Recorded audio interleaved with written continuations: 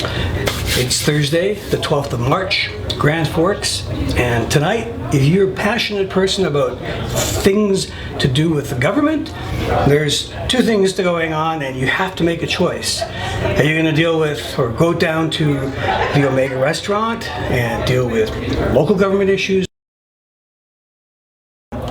Or are you going to be over here in Selkirk College trying to save ALR? Corky Evans is going to be here. Watch and listen and learn. And we will get started shortly. I'll just do a very brief introduction. Thank you everyone for coming. My name is Sheila Dobie. I'm president of the Agriculture Society, the Grand Forks and Boundary Regional Agriculture Society. We call it the Ag Society for short. And we are very pleased to be hosting this presentation and meeting and discussion and information session about the Agricultural Land Reserve and the Agricultural Land Commission and the scrutiny that is being done on that as an entity that is protecting our farmlands. We have Corky Evans here with us this evening to speak to us about the ALR, its history and what it really means if we lose it, and what it really means if we keep it. So this is really a lot of what this evening is about, so I'm not going to jabber too much about this other than the fact that this particular event is being supported by the BC Food Systems Network, and we have some really fabulous stuff from them that they sent to us over here on the table.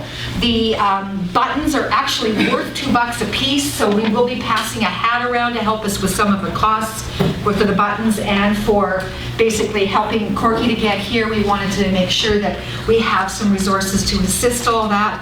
And please take this material. There's this pamphlet that's beautifully written. It's very simple. Pass it along. There are postcards all set up, ready to be mailed, that are also available here. And I'd love it if every single one of these postcards could be mailed from Grand Forks. I think that's pretty easy to do, huh? Yeah. Not too many here. So take a wad, put a stamp on it, ask someone else to put a stamp on it, get these out there. And then there's a petition as well that you can also sign. So those are a couple of really simple things, as well as the information that's here and any other ideas that might pop into mind this evening. Any questions at all before I ask Corky to come up? We are happy to have Corky here. Please, let's give Corky a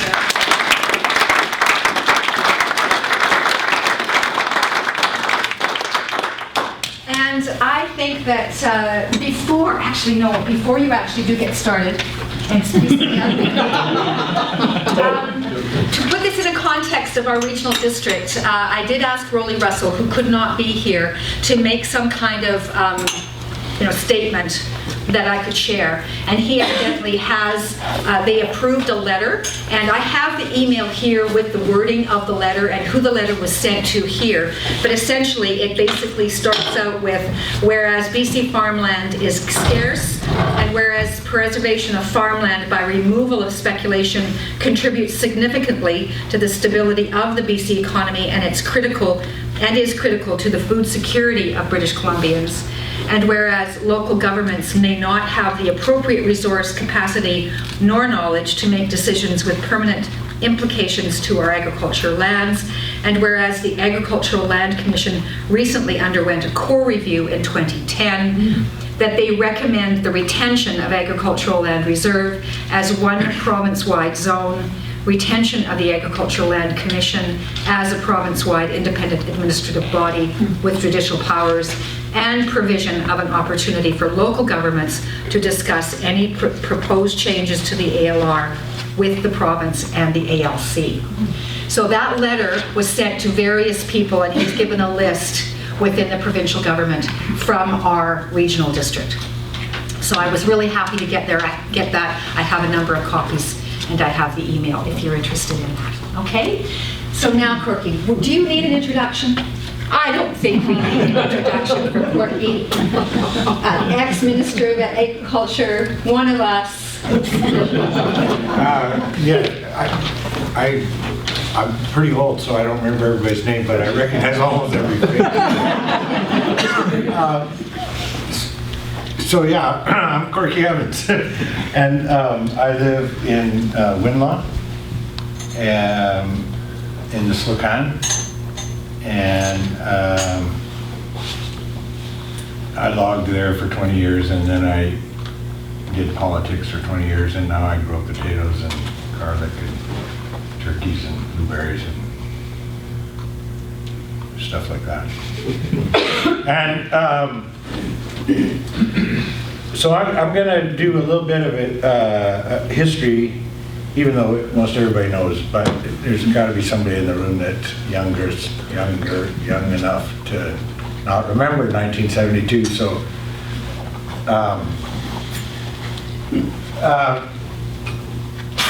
prior to 1972, British Columbia in the 1960s was becoming a desirable place to live, and people were buying up and building subdivisions on farmland somewhere between 10 and 15,000 acres a year. And the areas most impacted, of course, were southern Vancouver Island, the Okanagan, but certainly Surrey, Maple Ridge, the lower Fraser Valley. And in 1972, there was an election. Those of you who farm for a living or who farmed in those days will remember there used to be an organization called the BC Federation of Agriculture, and it was made up of everybody that farmed. And unlike the commodity groups that exist today, it was kind of a democratic organization. It had an annual convention, and it had leadership, and all you had to do to belong was be a farmer. It didn't matter if you were an apple grower or a dairy person or you raised goats. It didn't matter. You could belong. And so political parties in the 1970s, they actually paid attention to what farmers had to say. And when the Federation of Agriculture said people are buying up farmland and pushing us out, every political party in the election, liberals, social creditors, New Democrats, conservatives, I don't think there was anybody else, but all of the political parties that were running for office in 1972 had some plank about saving farmland in their campaign. And the political parties had different ideas of how to solve the problem, but everybody acknowledged it was a problem. And for the sake of the television camera, I'm not going to say who won that election, so nobody can bust me for partisanship here. If anybody wants to know, you have to go home and look it up. Or ask half the people in the room who voted. But at any rate, one team won, and in 1973, that government announced that they were freezing the sale of farmland, which was a monumental shock, even to the farmers who had asked for something to happen. The notion that any government would actually do what it said it would do in its campaign, that was shocking enough. But the fact that they were going to radically deal with it stunned everybody. There was a massive demonstration on the lawn of the legislature, and depending on who you believe, it was either farmers or real estate agents in overalls that were, but I don't know, I wasn't there. But I know that the law angered many people, and I know that because at a very early age, I became the regional district director for the Slocan Valley. And so regional districts are sometimes asked about applications for removal from the freeze. And I learned from my neighbors how upsetting it was. People had a tradition of, when you got old, you gave an acre to your kid in the hope that they'd come and raise grandchildren there and help you with the work. And my neighborhood is largely Russian community, and the idea to my neighbors that they couldn't give pieces of their land to their children was massively insulting and changed the whole culture. But way more than that, lots of other farmers, you know, not in the Selkirk Valley or where nobody wanted to live, but in the Fraser Valley or in Kelowna, they had been counting on the ability to sell their farm when they were done for the money to retire. And freezing their farm and saying that it was only worth whatever it was worth as a farm kept them from being able to make the millions of dollars that it might be worth as a subdivision or a shopping center. So for a long time, you're right, I brought up notes, but I forgot about that. So for a long time, the Agricultural Land Reserve made law in 1973 was at least poorly understood, if not openly opposed by lots and lots of rural people. The farm community, oh, that was a hard one for the farm community, because of course they'd asked for something. You know, it was them that said we can't go on losing all this land. But then when stopping speculation meant losing some of your equity or your speculative equity, it was tough on the farm community. But British Columbians generally liked it. The British Columbians generally thought,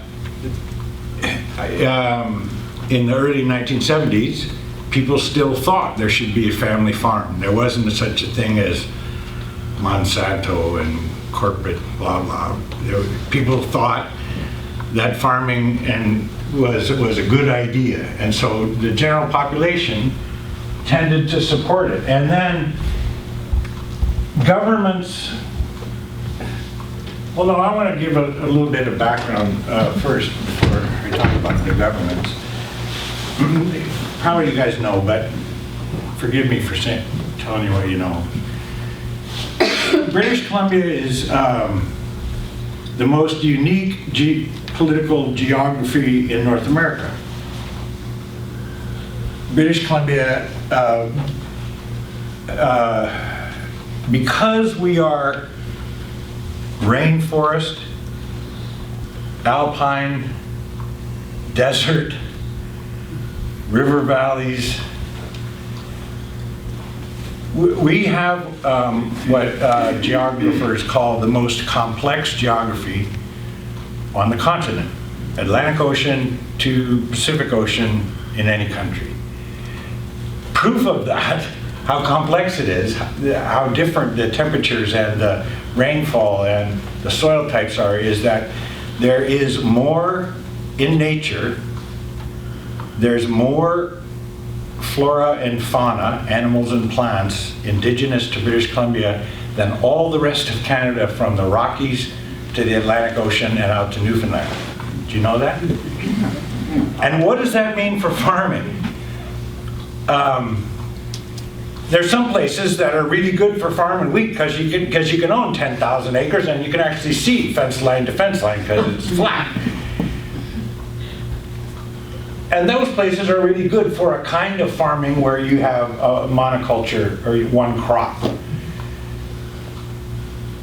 But there's no place else on this continent, including Florida and California and all those groovy Hawaii type places people talk about wanting to go to, there's no place else where you can grow as many different kinds of food because of the vastly separate microclimates as British Columbia.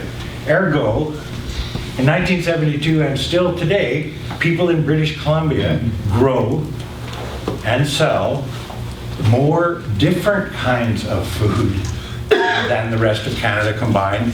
And it's not because we're all that smarter or the shoppers are all that much more sophisticated. It's because we can. And because we can, and because we do,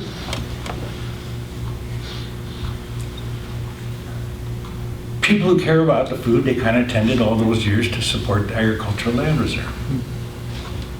They kind of thought there was a connection between living in their condo but being able to buy groovy asparagus with protecting the land that grew the asparagus, or something like that.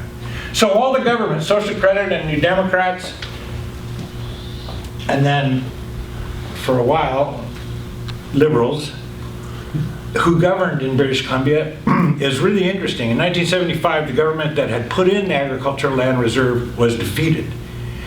And I woke up after the election and thought the agricultural land reserve will go away now because these guys got elected who don't like it.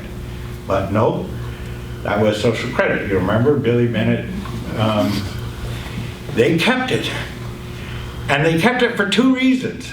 One is, when they did polling, 80% of the people said, yeah, we kind of like that. But the other reason is that if you're a government, and you have the ability to say, no, your land is all frozen, it's all frozen, but yeah, we're going to let you take some land up. Then I'm the government and you're my pal, and I can reward you while ignoring all these other people. So once in a while, a little bit of land would come out. Who was my friend, or there was a good idea, or he donated to my campaign, or whatever. A tiny amount of land compared to the 10,000 or 15,000 acres a year before. But the whole thing, the whole agricultural land reserve stayed intact. We just messed with his land. We just said, okay, right. And every single time the government tried to take a major, important, famous piece of land out, like the Spetafor property or 6 Mile Ranch or something like that, you guys remember those events, it annoyed the general public, and it taught a bunch of new voters, young people, people that just moved in, people who didn't know it, taught them what the agricultural land reserve was. And the government says we're going to just take his land out. In the net result, after the kerfuffle dies down, there's more support for the agricultural land reserve. So it doesn't matter, New Democrats or Socreds, governments always tried to mess with it only piece by piece. And then, a few years ago,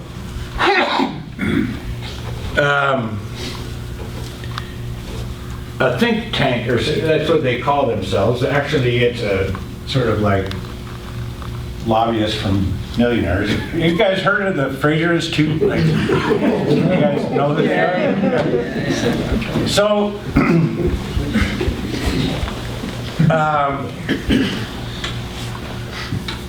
probably nobody in this room belongs to the Fraser Institute, because if you want to get their newsletter, it costs you $10,000 a year or something like that. Who here belongs? They wouldn't dare put their head up. That's true. There may be some liars here. Okay. The Fraser Institute is this place where people, sort of researchers and academics and ideologues work, who do research in support of corporations. And it's banks and corporations that fund them. And a few years ago, the Fraser Institute decided, well, sometimes, a few times, twice in history that I know of, you guys remember 1982, the Fraser Institute wrote the provincial budget, and we had a general strike in British Columbia as a result. The next time that I know of where the Fraser Institute actually wrote the provincial agenda for the government of the day, which they were about to elect, was 2 years ago when they decided to do an academic analysis of the agricultural land reserve. And they hired a woman who was from the United States, who was the chief lobbyist for the co-op of right-wing think tanks in the United States. Worked in Washington talking to senators about what the conservative interests wanted. She came to British Columbia. It gives immigrants a bad name, actually, when things like that happen. But she came to British Columbia and wrote this report, and she said in there that the Agricultural Land Act in British Columbia was the worst piece of land use legislation in Canada, that it was responsible for the fact that housing prices in West Vancouver are too high, that farmers in British Columbia didn't make any money anyway, that farming smelled bad and no one would really want to, it's black and white, it smells bad and you wouldn't want to do it if you had any sense. And maybe the most insulting thing she said was that people who want to buy local food are dupes. You've been conned. Yeah, you've been conned by bad people. And that the world is better off getting asparagus from wherever it's grown cheapest in the world. And that it is false economy to think that buying it from your neighbor is either good for your body or good for your community. And I'm not, and it wasn't a little letter to the editor, it was 79 pages or something like that. Anyway, it annoyed me. Almost it pissed me off, but he's gonna it upset me. So I started making speeches about it. And the bad news about that is that right after I started talking about it, they took it off their website. So you might have is there anybody here that's good at hacking? Somebody's got it. You're probably not going to admit to that either, are you? The Fraser Institute has copies. One time I went to a meeting and I told this story, and then a week later the guy said, "Okay, I got it." But it takes somebody with some patience to get, because you don't have $10,000. You could buy it, but to steal it takes some patience. Anyway, I want you to read it. I want you to, if you're not any good at hacking, get the youngest person you know to go find it. I want you to read it because I don't want you to believe me. The Fraser Institute is setting the agenda for the present government of British Columbia. And why are they doing that? Because it is in their bankers' interest to be able to speculate on land instead of grow food on land, and they don't believe in the idea of farming as business. Meanwhile, do I have a copy? I'm not sure. I had a copy, I printed it off, but when a fellow at a meeting didn't believe me, I handed him my copy. So whether or not I can get it back, I don't know. And what is it called? The stupidest report there. All I had to do before they took it down was go to Fraser Institute and type in agricultural land reserve, and it came up.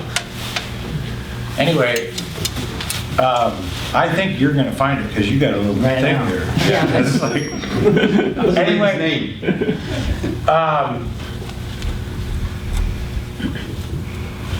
then last year there was an election in British Columbia, and the people that should have won the election blew it, and a government was elected who everybody in the province had said would win, including their own team, their own pollsters, and their financial backers. Now, do you know what happens when a government is elected that didn't think they were going to win? That's what happened to Bob Rae in Ontario 20 years ago. Remember that? When a government is elected who doesn't think they're going to win, they actually get the job without a plan. Here it is. Because they didn't, you got it? Okay, I didn't lie, she's got it. You got it? Okay. What's it called? It's written by... It's $15. 15. Well, that's cheaper than 10,000. Take out my collection. Everything. Take it out of my gas money. It might be more interesting to read summary, and that, but there is a link here for a critical assessment. So when the government gets elected who doesn't know what they're going to do, they have to gather up ideas from their side, their natural supporters, to make an agenda. And so this report becomes part of the government's objective, even though it wasn't before there was an election. That's an accident. That's not on purpose. That's a mistake. It's not, they didn't run for office on this. And that's good news, because it's easy to make a government back down when they're making a mistake, right? It's much harder when they know they're right. But when when they're grasping at straws and they come up with ideas that aren't naturally their own, there's an opening there for changing their mind. So a few months ago, as much as a year ago, people in the present provincial government began to muse aloud about the fact that they wanted to change the agricultural land reserve. And initially some people in our part of the world said, don't worry about it, they're just going to mess with the Peace River. And it kind of looked like that because the Premier appointed an executive from the oil and gas sector who is an MLA from the Peace River as the Minister of Agriculture. A person who has never grown anything except gas.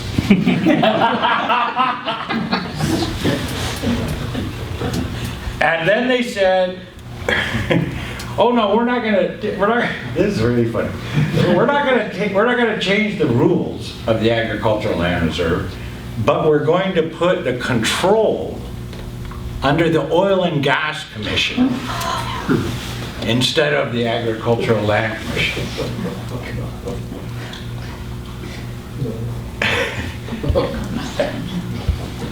And then that minister got sick. And another minister who lived in Cranbrook was given the file. And then that guy said, okay, the sky's the limit. Now we're going to review the very fundamentals of the Agricultural Land Reserve. And then the farm community in the Fraser Valley and in Okanagan got angry. I don't know if you guys know the BC Fruit Growers Association. Mm-hmm. That's not traditionally a Marxist organization. but they took a position supporting the Agricultural Land Reserve, and that's hugely brave. If you're an apple grower in Kelowna and the ALR goes away, you got a subdivision in the making. You got $1 million. But they don't want to grow subdivisions. They want to. I met with these guys. They want to actually grow apples. And so they said, no, we want to keep the land reserve.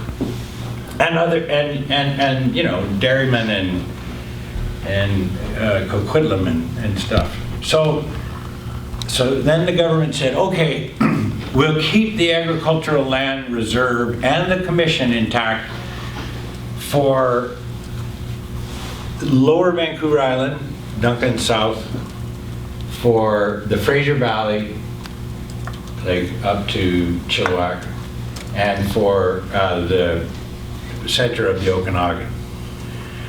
But those of you who live in the Kootenays, or the Peace, or the Caribou, or the Thompson River Valley, can go suck eggs. It says, look it up there, he says, go suck eggs.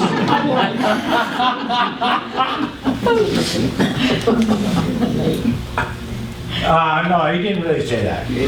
But they said, what they did is, bankers have always talked about what they call a golden triangle. And all of us live outside of it. It's Whistler to Vancouver to Victoria. And now they're going to apply the Golden Triangle idea to agriculture.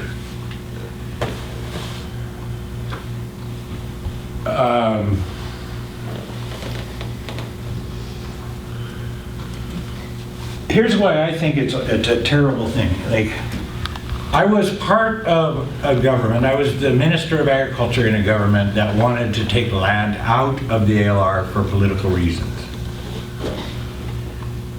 Everybody who's ever been Minister of Agriculture in British Columbia has been part of a government that wanted to take land out for political reasons.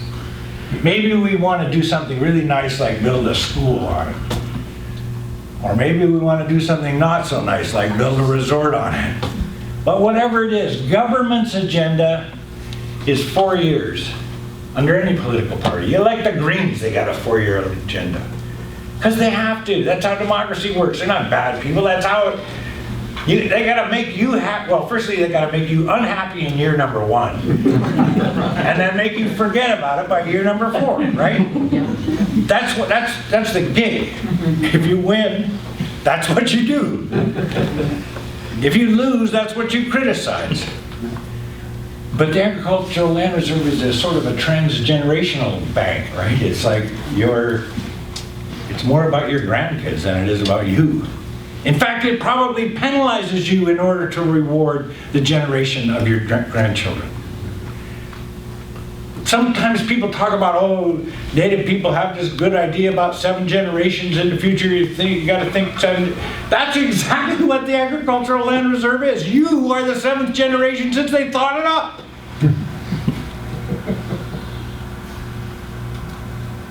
Anyway, my point is that governments have always messed with it, but nobody until this very moment has said the idea was wrong.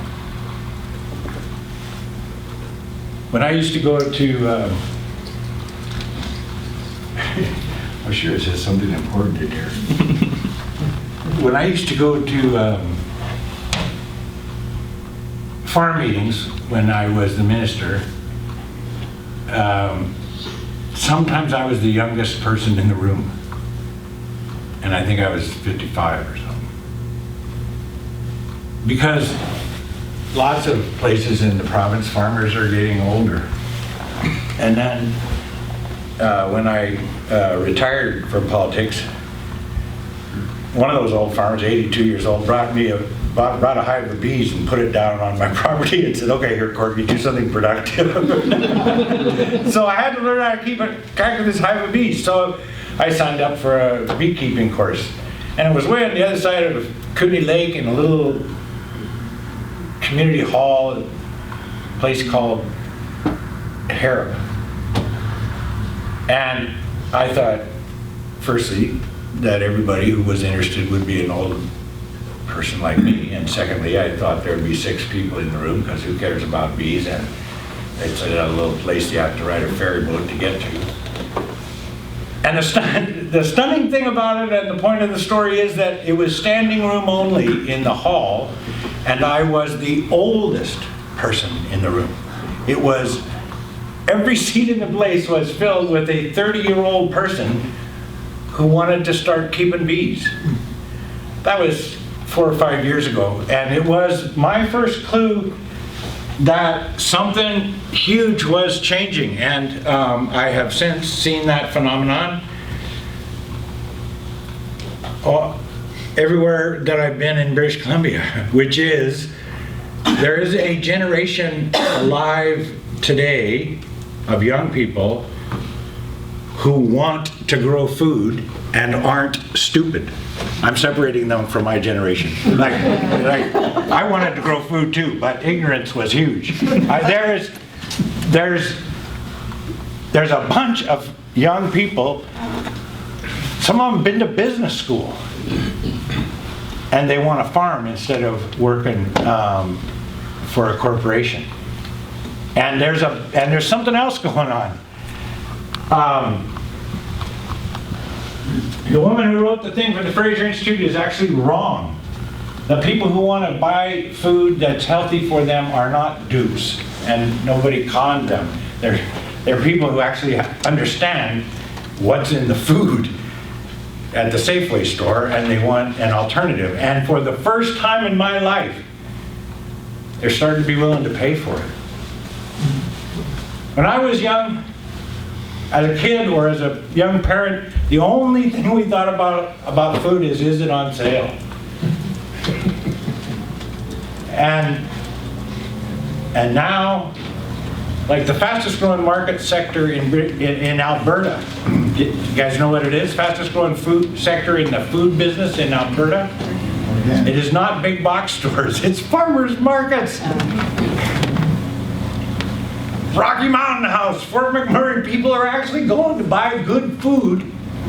Never mind what they're doing for a living to make that money, they're going to buy good food because they want to feed good food to their kids. In the heart of the industrial beast. That's two completely different changes than any time that I have been involved in politics in British Columbia. Young people want to farm and consumers want to pay for it. My point being,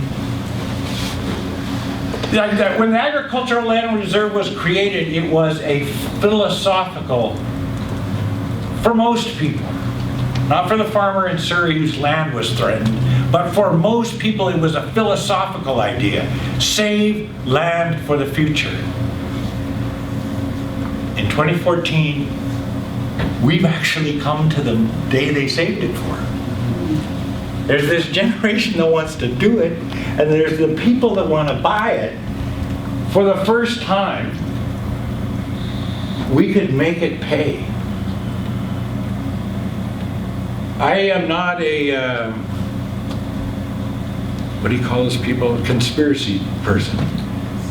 If I was a conspiracy person, I would say that the Fraser Institute was really, really smart and they figured out what was going on and wanted to nip it in the bud before it grew and Jimmy Pattison lost money or something.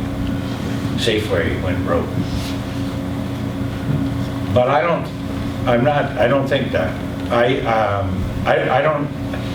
I just think a government got elected without a plan and they grasp at straws, and unfortunately for us, they're grasping at the land base that feeds the industry that we are about to become in the province, where you can grow more different kinds of food than the whole rest of the country together.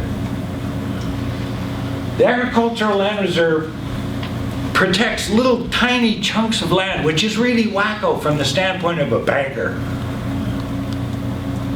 But if what you need is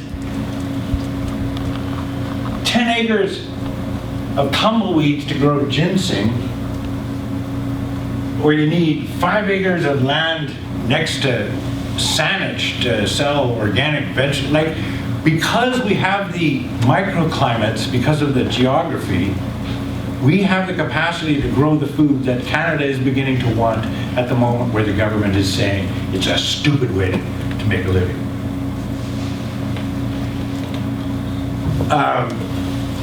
You guys know what a trial balloon is? We all do it sometimes in our life. When Glenn Clark was the premier, I used to watch him do it every week. Glenn Clark was a really smart guy with a few personality flaws, but because he was brilliant, he would have an idea every 90 seconds. Like, we were riding in his car, and some of those ideas were really good ideas, but he didn't know if they would work or not. So he would go to some poor minister and say, go out tomorrow and say we're going to do this. And then he could sit back and watch, see if the minister got creamed. Like, if people said, yeah, and then he'd do it. And they threw stuff at him, then he'd kill that idea. That's a smart way to lead. A little troublesome. but it worked for him for 20 minutes. I think that the government's Agricultural Land Reserve initiative comes under the heading of a trial balloon. A government without a plan thought, oh, maybe this is a good idea. And they're waiting to see if you give a good rip. You personally. Like, I'm not kidding about masses of people. I mean you. They want to know if we care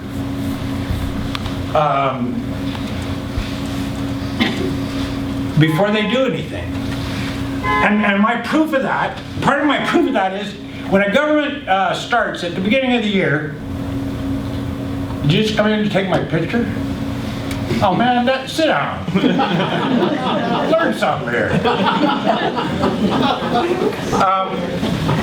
I don't do this gig anymore. I don't need my picture. I am running for nothing.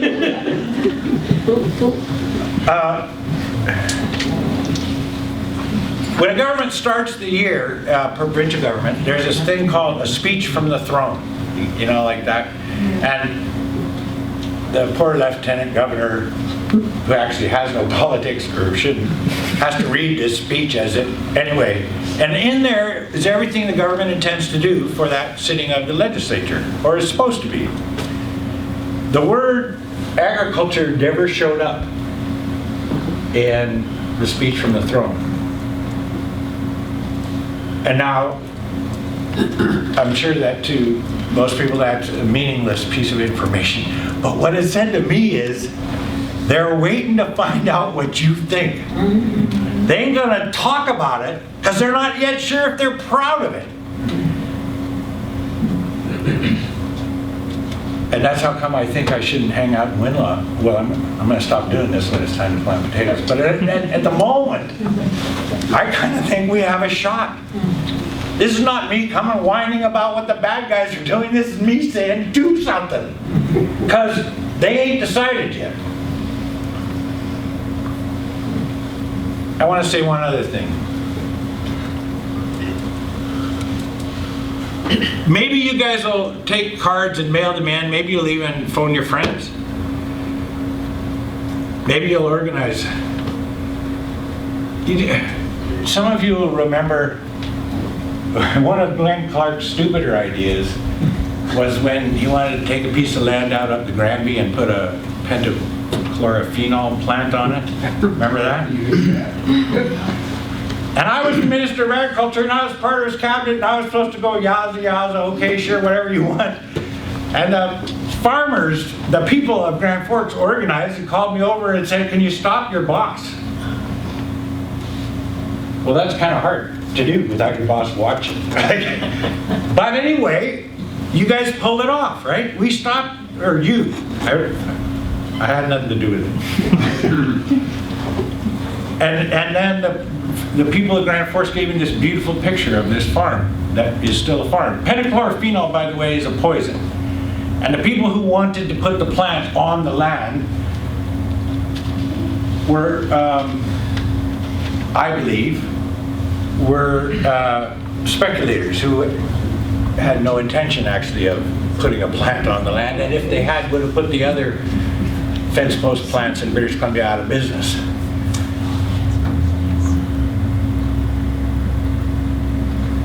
But you stopped it. And I bring it up because of proof of the power. There's more people in this room than was in that group of people. So suppose you organize and you get good at it and you pull this off, not just by yourself, but with the fruit growers and with the people of Lower Vancouver Island and the people of Nelson and all the people that are organizing. Suppose you pull this off and you stop the government, you convince them that this trial balloon is a righteous mistake. If you stop there, I think it would be immoral. Because the other half of the story that I have to tell is a really bad story. While British Columbia has protected the finest land use legislation protecting farmland on this continent for 40 years, and that's a fact. When I was minister, farmers came to Victoria with their own bill, not governments or lobbyists. Farmers came from Tennessee, Ontario, Alberta, New Mexico, came all the way to Victoria. They looked up on the internet, they found some people with a really good law. And they came to here to say, how can we do this in New Mexico? We're losing our farmland. It's the best law on the continent to protect farmland. But while we had that law as a people, especially the political party that I belong to, we lost our understanding of what farming is. And we forgot that it's not just about land, it's also about the farmers. So while we protected the land better than anybody else on the continent, we moved to last in Canada in support for food production. And we stayed there for 20 years. You hear on the radio all the time about how child poverty is the worst in Canada and British Columbia. It's also the worst for food production. Every single year, the National Farmers Union goes on, and this isn't a political thing, Statistics Canada keeps track of what a government spends educating farmers and supporting food production.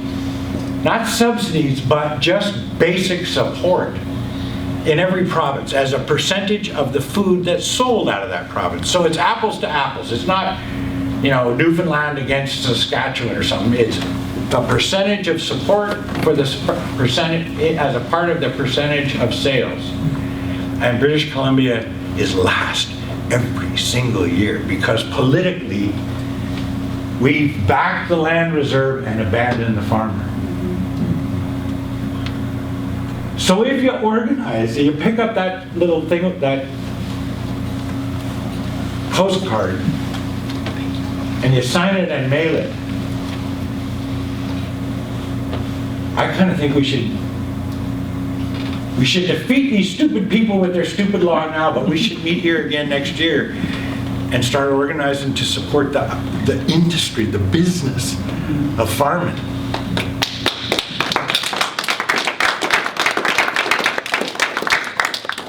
Otherwise, we're massive hypocrites, and actually what we're doing is organizing to protect some pastoral green so that we can drive to our city job feeling groovy.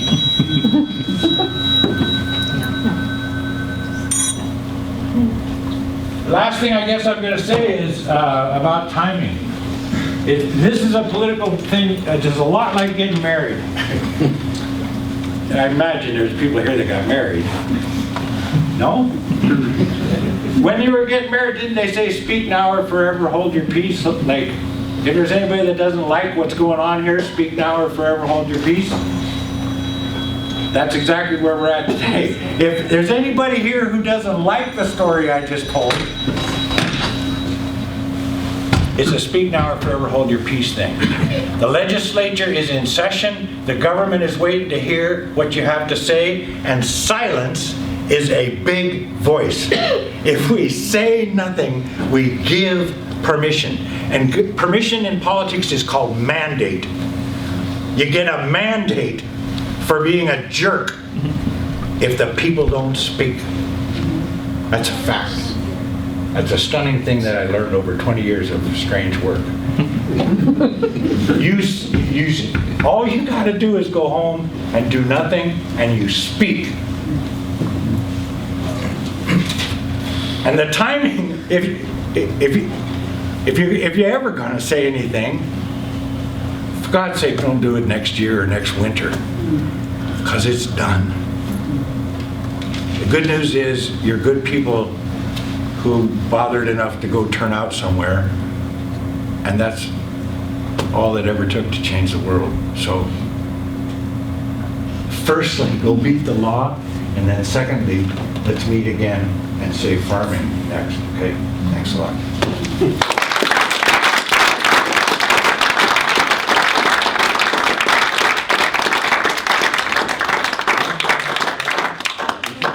Are you okay with that? Well, sure. You think these people got questions? I think we could probably do a certain amount of question and answers for sure. Yeah, I will happily facilitate that. Has anyone got any questions for Corky? I got something to say. I own a big piece of land, and it's in the ALR, right? And the fact of the matter is there's a lot of people with the real estate prices the way they are can't afford land right now, right? And the ALR makes it so these farmers who have big swaths of land, more than enough land for one person, okay, cannot break up a little piece to sell it to one of these young people or somebody who needs land, right? So now, so I think that the ALRs kind of, they were formed in the 60s, right, or something, or 70s or something like that, right? And it doesn't hold true today anymore, okay? Their philosophy that was back then doesn't work now, okay? Because I own a piece of land that's in the ALR, and I've tried to subdivide it even into 2 big chunks. They won't even do that because they're stuck in their old way of doing things, you know? And it needs to change because it's not the 60s anymore. Yeah, that's what I'm forced to do, right? I have to sell the whole thing or nothing. It has to stay a farm. Whereas if I broke it up into smaller chunks, it'd be easier to farm if there was more people on that piece of land to farm it. One guy to farm the whole piece of land is hard. 10 guys living on little chunks, farming it is much easier, right? What's your name? Peter. Peter, I'm Corky. Yeah. In a way, I kind of agree with Peter. Here's what since I've been going around talking, you know who the people are who most disagree with my point of view? The farmers. No, it isn't the farmers. It's those 25-year-old kids who want to go farming, who will never be able to afford Peter's whole piece.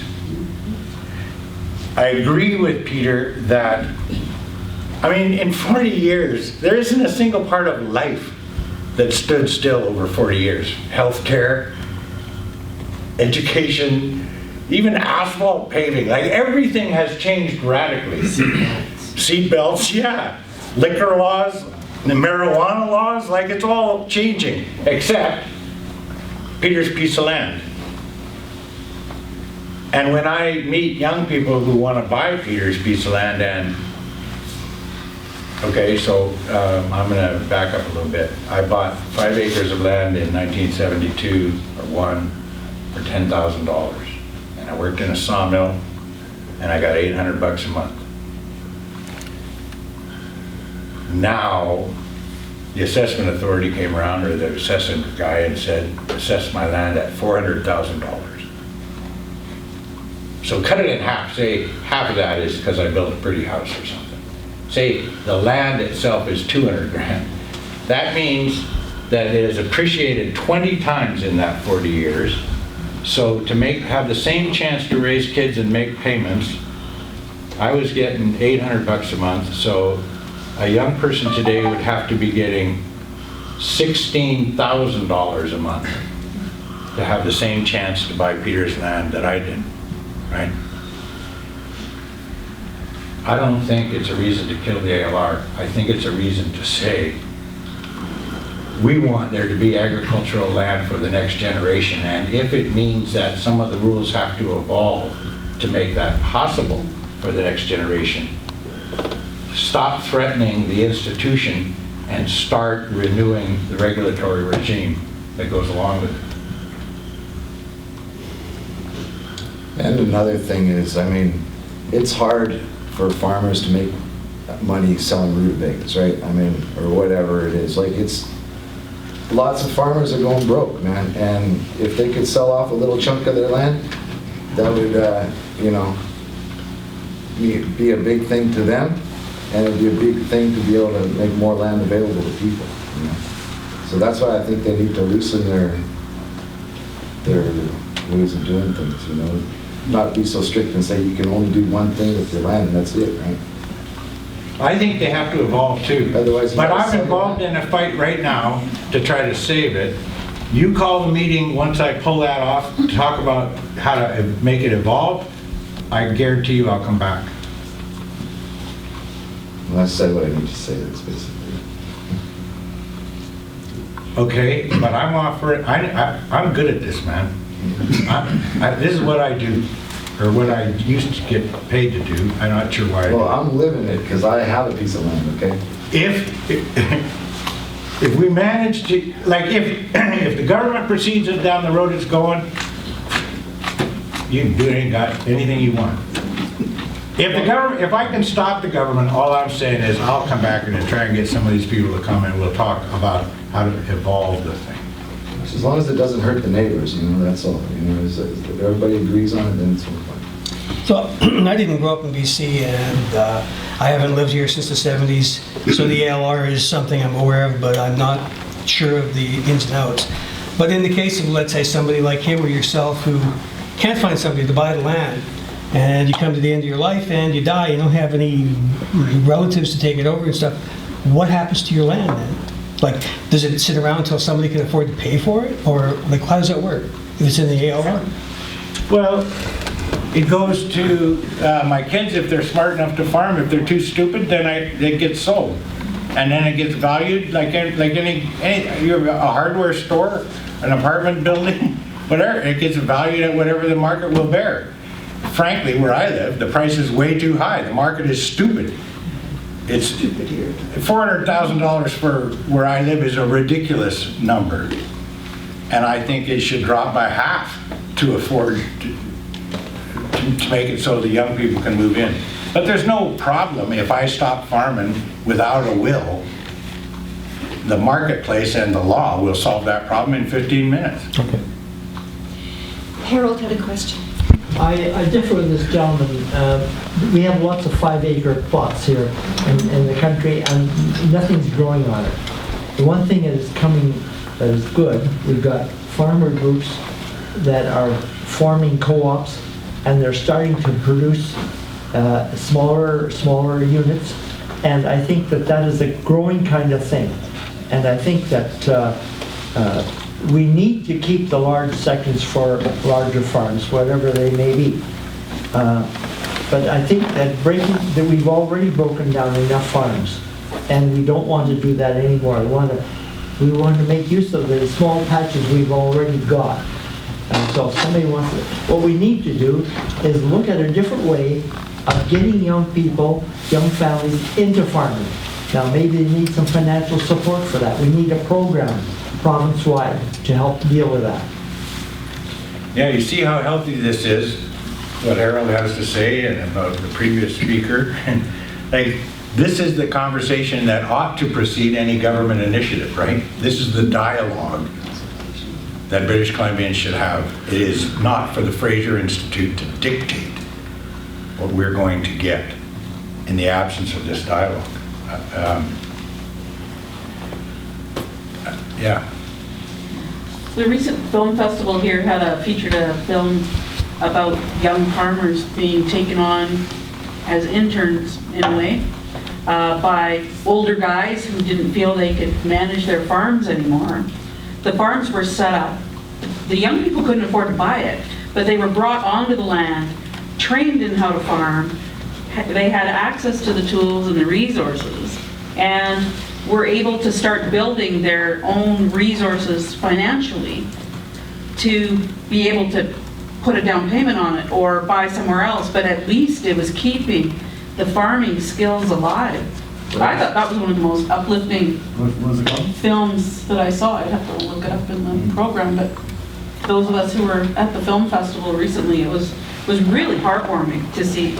And these young people, like you say, they were coming out of university, they had a passion. A lot of them have degrees in various things, but... I know I have a grade 12 education. That's really all it takes to be the minister. It's amazing what can But the people that come to work on my farm almost all have a university degree, so wrap your head around that. Yes, sir. When you said, like, how bad an idea silence is, what would you recommend, like, say, people like myself go from this meeting? Like, if you were going to list down things, mail out those cards, what are some of the steps you would like to see, if you could give us instruction to, here, guys, this is what you should do from here on? I think that's a great question. I think one of the ways that a government gauges opposition or support is numerically, which doesn't help you because you live in Grand Forks and you will never have the population of one block in Surrey. But the other way that they gauge support or opposition is geographic representation, right? And the majority of the members of the legislature think that the people who live where they live don't give a good rip or won't notice. And I don't actually think that letters, you gotta send a letter, because that numerically, they gotta see that there's a block of people, right? Your MLA has to see. But the other thing I think is twofold. One is, if you got a sister in Prince George or Coquitlam or something, you phone that person and say, hey sis, this is what I'm upset about it, what do you think? And if she agrees with you, you say, will you phone your MLA, your regional director, write a letter? Will you do something to make some sound in Port Coquitlam? And then you have in one person multiplied by 100 the sound of your own voice, because then an MLA in Port Coquitlam is going to hear something. And all of you guys got kids and grandkids and friends and brothers and sisters in some other town. You could, within 24 hours of this meeting, multiply the geographic representation of the voice by 100 easy. But the second thing I think is, I know your MLA. I met your MLA when she was a mayor and I was a minister. I think I did. Used to be the mayor of Oliver, yeah. And I like the person.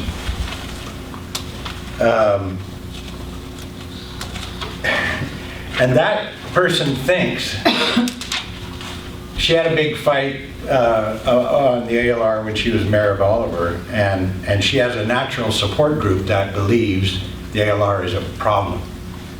If I was this group of people and I cared, I'd send a letter tomorrow and invite her to a meeting 1 week from now to come and talk about this issue. Because she might not come. And she'd say, oh, I'm sorry, the legislature's in session and I don't have time. Doesn't matter. What she's going to know is that someday she's got to go back to Grand Forks. It won't scare her at all that you listen to Corky Evans talk. She thinks I'm a nut bar. But if you invite her here and then treat her respectfully and then have this question and answer period with her, she'll know that her future is somehow tied to her ability to make you happy. Even if she's too afraid or too busy to come. She'll be in caucus someday when the subject comes up. Okay, what are we going to do about that trial balloon? And you want her to be thinking, maybe we should just let it go die, because I got to go back to Grand Forks someday. A lot of people tend to think that politics is all a trick or something distasteful or something. And yeah, sure. But also, part of it is your heart. And everybody that's there, they gotta respond, and they're just as afraid of, or at least if they have a heart, they're just as afraid of making you upset as anybody else. Margaret and then Christy. So do you know where this is in the process? Like, hasn't this gone before a committee of the legislature? Like, I'm wondering if you think that there's a plan to have a bill before the House and have it approved before this sitting ends, which I think is like the end of May or something? Yes, I believe that such a plan exists. And yes, it has been before a committee. However, some of the committee members didn't know that the Agricultural Land Reserve was even part of their committee's agenda. Yeah, like, it has functionally been before a committee. It has not ever been part of a dialogue, even as extensive as this one meeting tonight, where different points of view have been expressed, right? And yes, there is a plan that it goes before the legislature in this sitting. But I've been part of governments who had a plan and then hired very expensive lawyers to write laws and went out and tried to sell the idea to have a support group, and then the day before the bill passed, pulled it, because we found out it annoyed people. So, yes, there's a plan and it's proceeding, and it could be done before you ever see me again. But until the day they actually vote for it, that doesn't mean it's real. Sober second thought, right? That was W.A.C. Bennett's brilliancy, and that supposedly used to be the reason for the Senate. And they're capable of that, yes. Oh, well, I had heard that it would be decided by an order in council rather than in a kind of vote. What can you say about that? That would be the most cowardly political act I could imagine. What an order in council means is that it has the power of law, but you don't actually have to have a debate. It can be done in cabinet. And I don't know that I've ever heard of an order in council that overturned a law. Maybe it's happened. Oh, okay. But the Agricultural Land Act is an act. And if you want to fiddle with it, you could do it by order in council. I certainly have done that. But if you want to change, if you want to make it go away functionally, then I think you need an act. But I'm not a lawyer. Maybe they could do that. But if they did that, that would be more cowardly than I think that they are. Yes. But isn't that what the federal government did with the Canadian Wheat Board Act? They were supposed to go... The federal government is more cowardly. Yeah. Well, maybe I'm just saying they set a precedence that is out there now that can easily be followed. Yeah, so what Colleen says is absolutely right. Just because I think it can't happen, that doesn't mean it won't happen. But your point is the possibility of being heard is there, and we should take the action. Yeah, or decide it doesn't matter. Just doing nothing is deciding. That's the thing. It's like, if your sweetheart's going to marry somebody else, you either speak or it's a deal. We have a question. Yes. Would you run it past us one more time, why they're messing with this for the third time? I know that they don't have a plan, so they got this woman to come up with this thing, which is Well, hard I to believe that anybody... I think it's very clear why the Fraser Institute wants to do it. The Fraser Institute is... I understand that. It thinks for corporations, Yeah. right? And Jimmy Pattison and Safeway and all those people are not really interested in this good food movement, right? This is a bit of a problem. Right.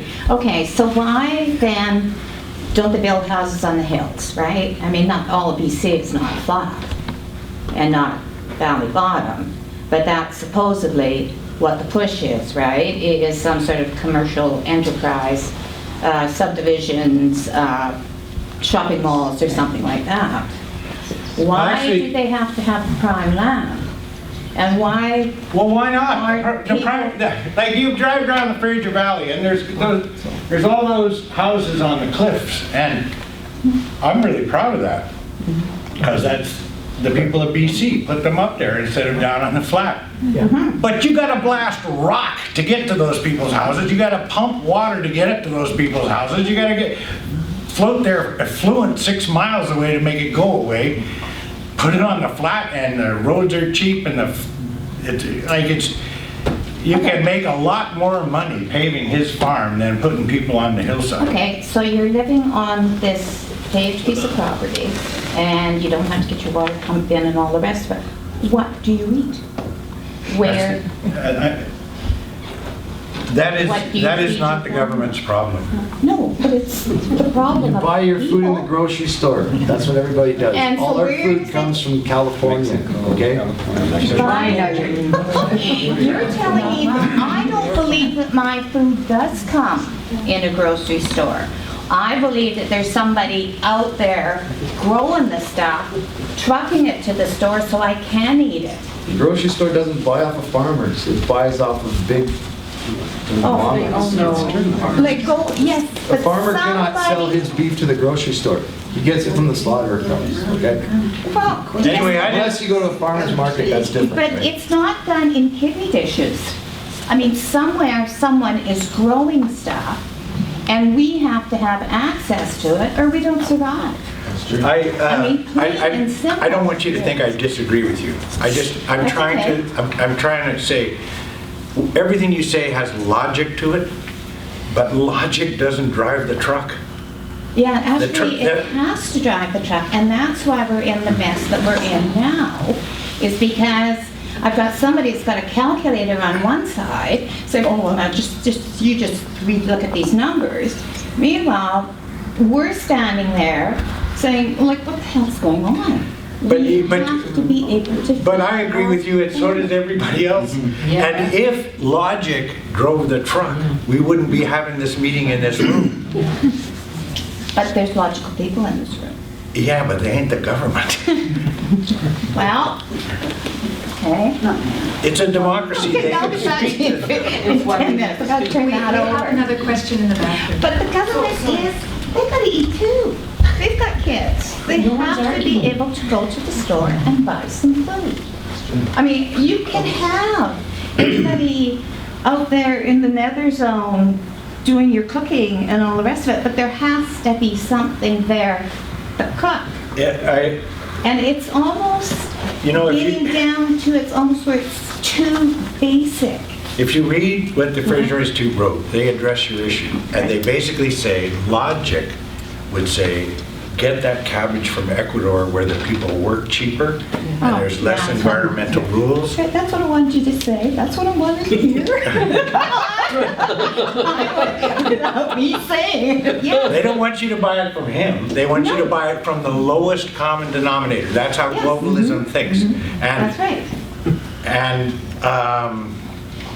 And in their mind, living on British Columbia farmland is a better plan than growing the cabbage and competing with Ecuador. Yeah, I know. I know. There was another question. Yes, this, Actually, it wasn't a question. I wanted to make a point, Corky, about what you mentioned, which I believe was a potential call to action for us when you brought up the analogy of what we did here in Grand Forks, shutting down the government's move to annex a piece of property up at Sand Creek.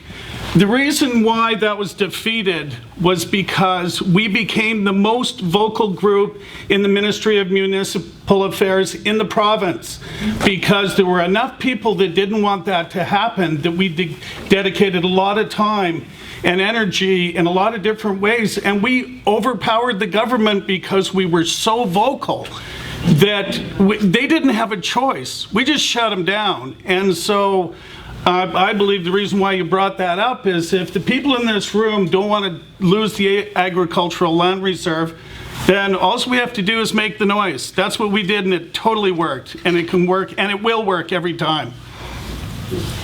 Good. Great. And you're right, that it did work. And one real stupid idea was avoided. I just want to point out the numbers just so you'll believe me, and why farmers are in a jam. In 2007, Newfoundland returned 22% of the farm gate income to investment in farmers and farming. Prince Edward Island, 20%, Nova Scotia, 15%, New Brunswick, 4%, Quebec, 25%, Ontario, 9%, Manitoba, 12%, Saskatchewan, 13%, Alberta, 16.9%, British Columbia, 3%. So, like, sometimes when farmers talk to me about their kids wanting to farm, I say, send them to Olds, Alberta, tell them to buy land in Lethbridge. We, as voters, have allowed the government of British Columbia to abandon that business sector more so than any other jurisdiction I can name on the planet. After food was put into the, what do you call it? After food was put into the international trade agreements, the 3 countries who abandoned food production as, in terms of support, fastest was New Zealand, Australia, and Canada. But Canada still has provinces averaging 15 and 20% support for farming. The lesser jurisdiction that moved faster than New Zealand or Australia or Canada is British Columbia. Us. New Democrats, 10 years, the bottom. Socreds, 10 years, the bottom, and Liberals, 10 years. So of course, what the hell do we expect? I don't understand how we decided to, well, never mind. I just think it's a crime. It's a crime for those of us who claim to be progressive people to say one whole sector of the society can go suck eggs. How is that different than what the Fraser Institute is saying?